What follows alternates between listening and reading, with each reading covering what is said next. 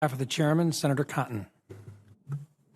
Thank you all for your appearance today. Thank you all for being willing to serve your country. Dr. Griffin, obviously one of the most urgent threats we face is the nuclear missile threat from North Korea.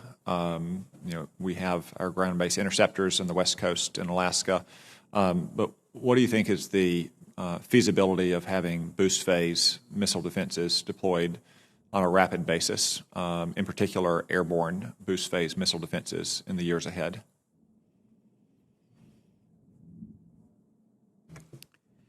I think it's very feasible to do it. It was feasible to deploy boost phase defenses, particularly against a nation with the geography of North Korea. It was feasible many years ago to do it. What we have lacked in the missile defense arena until recently is the will, not the technology and not the means. One of your colleagues pointed out earlier in his remarks that we now have a situation where the Pentagon is leading the department in its advocacy for this, and where the Congress is leading the department, is ahead of the department on this, and if confirmed, you will not be ahead of me in your advocacy for this capability. I strongly support such developments. Well, thank you for that. I appreciate the answer. I appreciate your commitment to it. I do believe it's one of the most immediate solutions we could have to this particular problem is to have airborne boost phase defenses in Northeast Asia. I do as well, and I apologize for stumbling over my tongue. Quite all right. I've been accused of doing it more than once myself. The B-2 bomber, Dr. Griffin, was originally set to have 100 units, and we ended up getting, I think, 21. That drove the cost of the bomber up to $2 billion per aircraft. We are now, I think, about 18 months into the B-21 program. It's a program I oversee as the chair of the Air and Land Subcommittee. Could you talk about how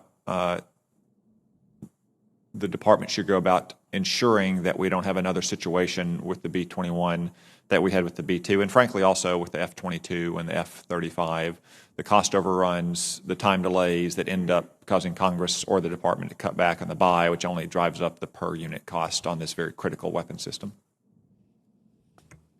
I'm, of course, not familiar, not yet being confirmed. If confirmed, I will do everything in my power to support Dr. Roper's efforts, if he is confirmed, to make sure that the B-21, which all parties have said has started well, that we keep it continuing well.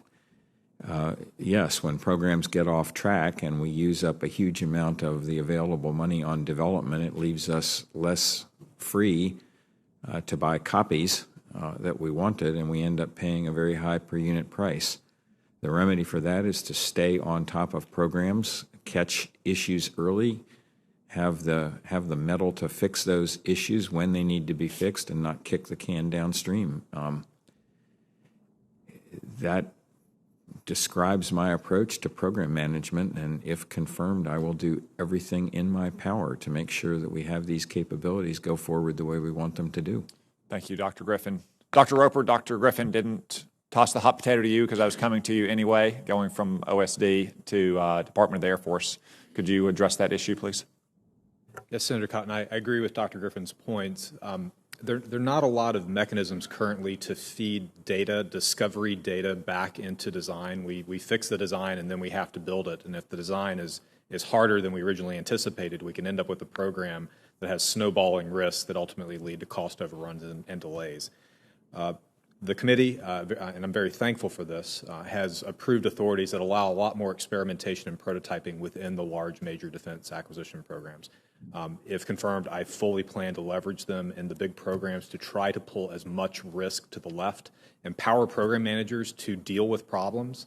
They don't have a lot of tools currently other than just hoping that somehow it works out. And so I think empowering program managers with good old-fashioned engineering practices is going to do a lot to help get programs back on track.